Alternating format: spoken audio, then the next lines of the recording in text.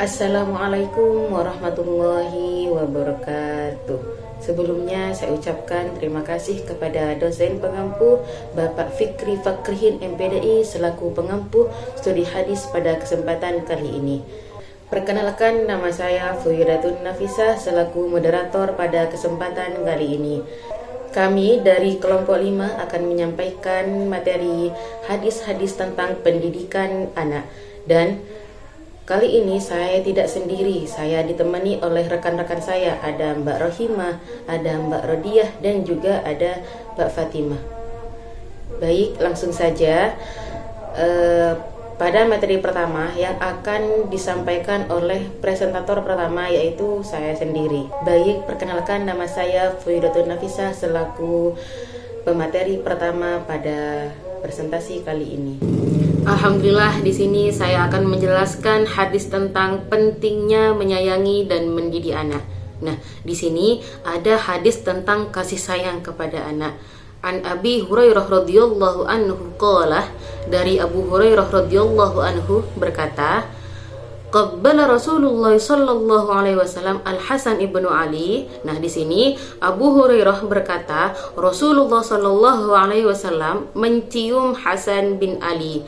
Wa indahul Aqra bin Habis, sedangkan di dekat beliau ada Al-Aqra bin Habis.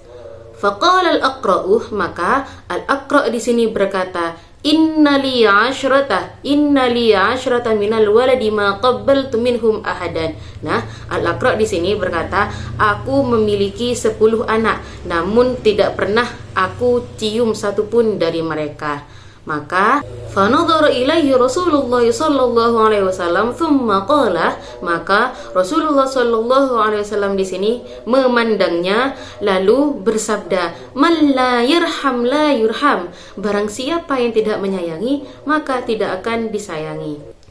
Jadi menurut para ulama, menurut Imam An-Nawawi mengatakan bahwasanya hadis ini menunjukkan pentingnya rasa kasih sayang dalam hubungan manusia, khususnya antara orang tua dan anak. Sedangkan Ibnu Qayyim Al-Jauziyah dalam kitab Tuhfatul Maudud menyebutkan bahwa hadis tersebut adalah cara terbaik mendidik anak adalah dengan kelembutan, bukan dengan kekerasan. Jadi, hadis ini menunjukkan betapa besar rasa sayang Rasulullah Sallallahu Alaihi Wasallam kepada anak-anaknya. Bahkan beliau tidak segan-segan menunjukkan rasa cinta secara terbuka, seperti hadis yang saya bacakan barusan, mencium cucunya, yakni Hasan bin Ali. Nah, waktu itu ada sahabat yang merasa aneh karena Rasulullah mencium anak kecil, sampai dia berkata, ya Rasulullah, saya punya 10 anak tapi belum pernah saya cium. Maksudnya dia menganggap sayang itu cukup dari perhatian atau memberi nafkah saja. Akan tetapi Rasulullah SAW di sini justru menegur sikap itu dan mengatakan, kalau kamu tidak sayang, kamu tidak akan disayangi. Nah, ini pelajaran besar untuk kita semua, apalagi orang tua atau guru, bahwa mendidik anak itu bukan cuman nyuruh belajar atau ngasih makan, tapi anak tersebut juga butuh kasih sayang yang kelihatan dan terasa. Nah, jadi yang dimaksud dengan kasih sayang yang kelihatan dan terasa itu adalah kasih sayang di sini yang tidak cukup hanya disimpan di dalam hati, akan tetapi harus ditunjukkan dengan sikap yang nyata yang bisa dilihat dan dirasakan oleh anak. Nah, banyak sekali orang itu mengatakan kepada tetangga, kepada saudara bahwasanya gimana ya, saya itu sayang sama anak saya, tapi setiap harinya si ibu tersebut jarang memeluk anak, jarang mengucapkan hal-hal yang lembut, jarang mengucapkan kata-kata yang lembut, kemudian sering memarahi anak, bahkan jarang memuji. Ya, kemudian tidak pernah mendengar cerita anak dan sibuk dengan main HP sendiri. Jadi, akhirnya si anak tersebut tidak merasa disayangi, meskipun orang tuanya barusan yakin bahwa mereka sayang kepada anaknya. Maka, kasih sayang yang harus ditunjukkan di sini bukan cuman disimpan di dalam hati. Nah, di sini saya akan menyebutkan contoh kasih sayang yang kelihatan dan terasa. Misal, dari segi bentuk kasih sayang dengan cara ucapan yang lembut. Misal, kita mengucapkan kepada anak, "Ibu sayang kamu, ayah bangga padamu." Nah, efeknya nanti anak-anak itu merasa dihargai dan lebih percaya diri. Kemudian bisa dengan cara peluk dan bersentuhan. Yang maksud disentuh di sini ya pelukan gitu. Ya jadi peluk dia saat dia tuh sedih atau bahagia. Nanti anak tersebut akan merasa aman dan nyaman. Kemudian ya mau mendengarkan gitu. Luangkan waktu dengan cerita kepada anak, dengarkan cerita anak, dengarkan keluhan anak. Nah, nanti efeknya anak itu akan merasa diperhatikan. Oh, saya itu diperhatikan sama orang tua saya gitu. Kemudian tidak membentak. Jadi saat anak salah itu lebih baik diarahkan dengan lembut. Nah, nanti itu efeknya akan belajar dari kesalahan tanpa trauma. Jadi, anak itu tidak akan otomatis tahu bahwa kita itu sayang kalau kita tidak menunjukkannya. Paham kan? Jadi, mereka itu butuh merasa disayang, bukan cuma dibilang sayang. Jadi, dengan kasih sayang yang terlihat dan terasa, anak tersebut akan tumbuh menjadi pribadi yang lebih percaya diri, lebih terbuka kepada orang tua, lebih mudah diarahkan atau dinasehati, dan juga lebih penyayang kepada orang lain. Nah, mengapa menyayangi anak itu penting? Ya karena anak itu butuh dikasihi, bukan hanya diurus. Nah, jadi anak yang sering dipeluk, dicium, bahkan diajak bicara yang lembut, itu akan tumbuh menjadi anak yang hangat dan percaya diri. Jadi dia akan merasa dicintai dan itu bikin dia lebih nurut dan terbuka. Jadi kasih sayang itu adalah bagian dari pendidikan. Nah, Rasulullah SAW di sini mengajarkan bahwasanya kelembutan itu bukan kelemahan, akan tetapi kekuatan.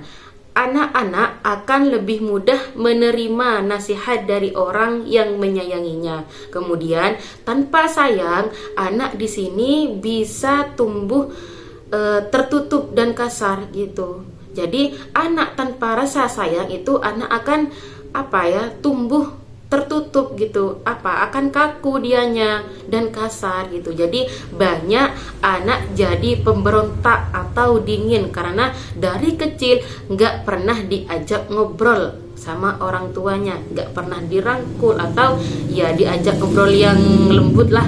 Jadi mereka itu tumbuh kaku. Jadi iya, karena mereka gak disayang mulai dari kecil gitu. Nah, di sini juga ada contoh kita sebagai ibu, kita sebagai ayah, kita sebagai guru. Contoh yang pertama, seorang ayah di sini sibuk. Nah, ketika ayah pulang kerja, langsung duduk buka HP. Sedangkan anak di sini datang pengen cerita soal tugas sekolahnya. Akan tetapi si ayah tersebut cuman menjawab, "Nanti ya nak." Nah, ini beda banget sama pembahasan saya. Ini beda banget kalau sang ayah meluangkan waktunya 5 menit saja, rangkul anaknya, ditanya, "Tadi di sekolah belajar apa, nak?" Nah, hal kecil seperti ini itu berdampak besar kepada anak. Jadi, mendidik anak itu bukan sekedar menyuruh belajar atau melarang main HP.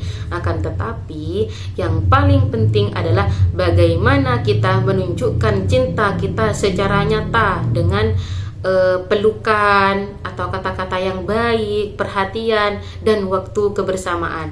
Karena kalau anak itu merasa disayangi, dia akan mudah diarahkan atau ya dia itu tidak akan memberontak gitu. Dan yang paling utama itu, kalau kita tidak menyayangi anak kita, bagaimana kita berharap mereka menyayangi kita kembali saat kita tua nanti. Jadi Rasulullah SAW di sini sudah memberi teladan yang sangat jelas kepada kita bahwasanya mendidik anak itu harus dengan kelembutan, cinta, dan selalu hadir untuk anak-anaknya.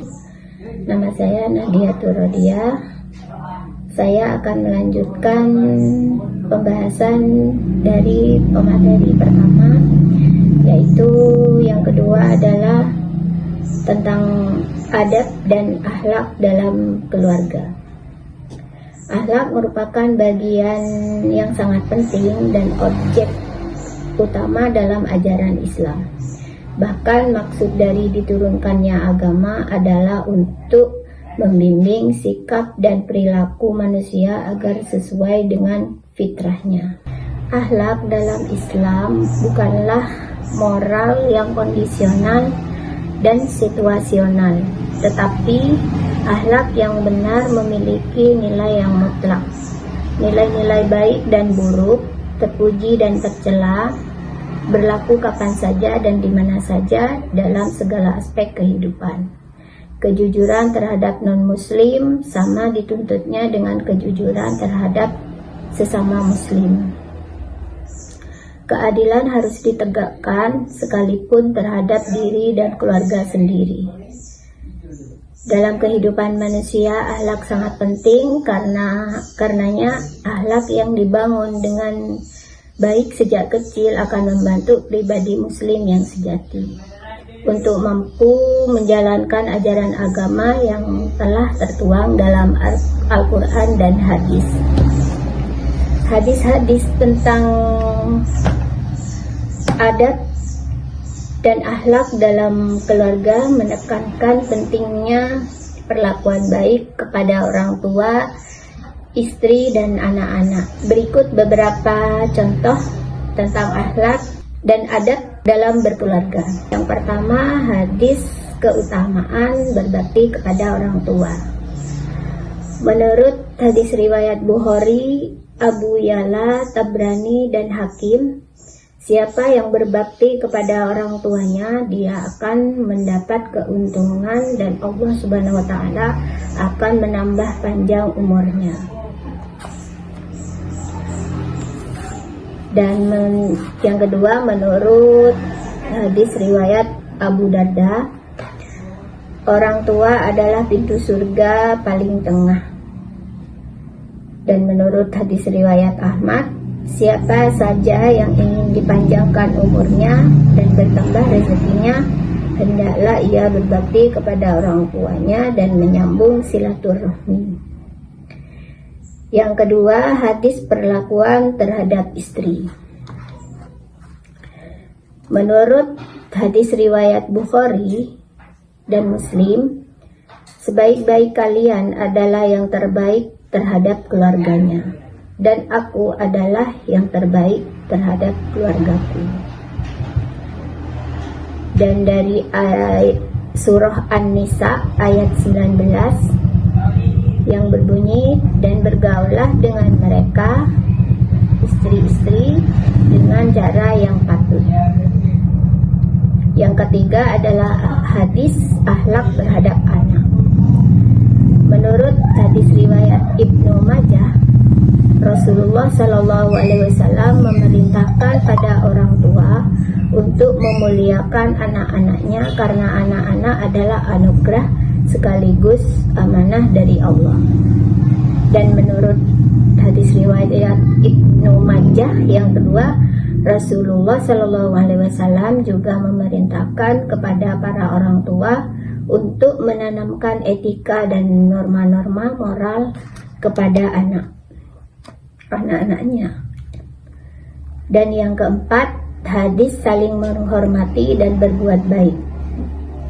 Menurut hadis riwayat Tirmizi, barang siapa yang beriman kepada Allah dan hari akhir, maka hendaklah ia berkata baik atau diam. Dan menurut hadis riwayat Bukhari dan Muslim, setiap kalian adalah pemimpin dan setiap kalian akan dimintai pertanggungjawabannya atas yang dipimpin. Hadis-hadis tersebut menunjukkan bahwa akhlak dan adab dalam keluarga sangat penting untuk menjaga keharmonisan, menciptakan lingkungan yang penuh kasih sayang, dan mencapai keluarga sakinah, mawaddah, dan warahmah. atau kehidupan yang tenang, penuh cinta kasih dan rahmat. Demikian pembahasan materi yang kedua dari saya. Saya kembalikan kepada moderator. Di sini saya akan menjelaskan tentang adab dan akhlak dalam berkeluarga. Akhlak dalam Islam bukanlah moral yang kondisional dan situasional, tetapi akhlak yang benar adalah memiliki nilai yang mutlak, nilai-nilai baik dan buruk, terpuji maupun tercela, berlaku kapan dan di mana saja, dalam segala aspek kehidupan. Kejujuran terhadap non-muslim sama dituntutnya dengan kejujuran terhadap sesama muslim. Keadilan harus ditegakkan sekalipun terhadap diri dan keluarga sendiri. Dalam kehidupan manusia, akhlak sangat penting. Karenanya, akhlak yang dibangun dengan baik sejak kecil akan membangun pribadi muslim yang sejati untuk mampu menjalankan ajaran agama yang telah tertuang dalam Al-Quran dan hadis. Dalam akhlak, Islam terdapat 3 aspek sebagai pondasi ajaran agama, yaitu iman, ibadah, dan akhlak. Selanjutnya, akhlak terbagi menjadi beberapa bagian, yaitu akhlak pribadi, akhlak keluarga, akhlak bermasyarakat, dan akhlak bernegara. Islam sangat mementingkan keluarga, baik lahir maupun batin, memiliki pengaruh yang sangat besar serta berperan dalam pembentukan sosial masyarakat dalam rangka mengembangkan potensi dan keyakinan pada diri seorang anak. Sangat diperlukan keutuhan dalam sebuah keluarga. Dengan demikian, diharapkan upaya orang tua untuk membantu anak-anaknya menginternalisasikan nilai-nilai moral dapat terwujud dengan baik, sehingga membentuk keluarga yang ideal, melahirkan masyarakat yang ideal, sehingga keharmonisan antara pangkal dan tujuan akhir akan tercipta. Saya sebagai pemateri keempat akan menjelaskan tentang hadis, tentang perintah mengajarkan Al-Quran kepada anak-anak. Hadisnya ialah khairukum man ta'allamal Qur'an wa 'allamahu. Artinya, sebaik-baik kalian adalah orang yang belajar Al-Quran dan mengajarkannya. Jadi, hadis ini menunjukkan bahwa mempelajari dan mengajarkan Al-Quran adalah amal yang sangat mulia. Dalam konteks anak-anak, hadis ini mengandung dorongan kuat bagi orang tua, guru, atau pendidik untuk mengajarkan Al-Quran. Untuk mengajarkan Al-Quran kepada mereka sejak dini.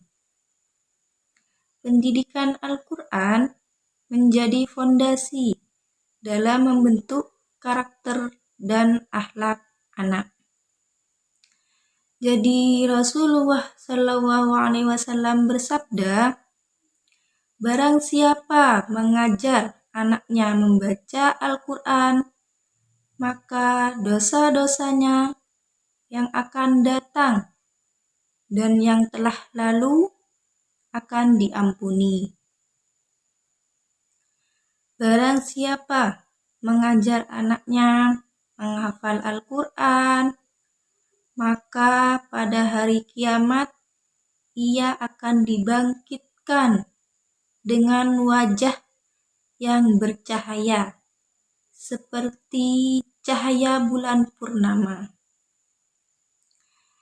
Dari Sayyidina Mu'adz, Rasulullah SAW bersabda, barang siapa membaca Al-Quran dan mengamalkan apa yang terkandung di dalamnya, maka kedua orang tuanya akan dikenakan mahkota pada hari kiamat yang cahayanya melebihi cahaya matahari. Seandainya ada di dalam rumah-rumah, maka bagaimanakah perkiraanmu mengenai orang yang dia sendiri mengamalkannya? Ini ada keutamaan mengajarkan Al-Quran pada anak, yaitu mengajarkan Al-Quran kepada anak-anak memiliki keutamaan yang sangat besar, baik di dunia maupun di akhirat. Al-Quran adalah pedoman hidup yang sempurna dan mengajarkannya kepada anak-anak dini akan membantu mereka membentuk karakter yang baik dan memahami agama Islam yang benar dan mendekatkan diri kepada Allah Subhanahu wa Ta'ala. Jadi mengajarkan Al-Quran kepada anak-anak ialah investasi yang sangat berharga untuk masa depan mereka. Al-Quran mengandung ajaran yang tidak hanya membimbing dalam hal ibadah, tetapi juga dalam aspek kehidupan sehari-hari. Dengan mengenalkan Al-Quran sejak dini, kita harus memberikan anak-anak kita fondasi moral yang kuat agar mereka belajar tentang nilai-nilai kebaikan, tanggung jawab, dan etika yang diajarkan oleh Al-Quran, yang akan membimbing mereka dalam membuat keputusan yang bijaksana dan menghadapi tantangan hidup dengan sikap yang benar. Al-Quran juga berfungsi sebagai sumber inspirasi dan motivasi. Anak-anak yang mempelajari Al-Quran sejak kecil akan lebih memahami pentingnya menjalin hubungan yang baik dengan Allah dan akan lebih mudah untuk menerapkan ajaran-ajarannya dalam kehidupan sehari-hari. Ini juga akan membantu mereka mengembangkan rasa percaya diri dan identitas yang kuat. Jadi yang kedua, orang tua dipakaikan mahkota pada hari kiamat. Jadi hadis ini menyatakan bahwa orang tua dari seorang penghafal Al-Quran akan dipakaikan pada hari kiamat. Penghafal Al-Quran dan orang tuanya akan mendapat pahala di dunia dan di akhirat. Jadi hadis tersebut menjelaskan bahwa siapa saja yang menghafal Al-Quran dan mengamalkan isinya, maka kedua orang tuanya akan dipakaikan mahkota pada hari kiamat. Mahkota tersebut memiliki cahaya yang lebih terang daripada cahaya matahari di rumah. Hadis ini juga menekankan pentingnya orang tua untuk memotivasi anak-anak mereka untuk menghafal Al-Quran dan mengamalkan isinya. Menghafal Al-Quran merupakan sarana untuk mengamalkan isi Al-Quran, dan tujuan utamanya adalah mengamalkan petunjuk-petunjuk Al-Quran. Jadi hadis ini memberikan motivasi bagi setiap orang tua untuk mendorong anaknya untuk mendorong anak-anaknya menghafal Al-Quran. Jadi itu saja penjelasan dari saya. Wassalamualaikum warahmatullahi wabarakatuh.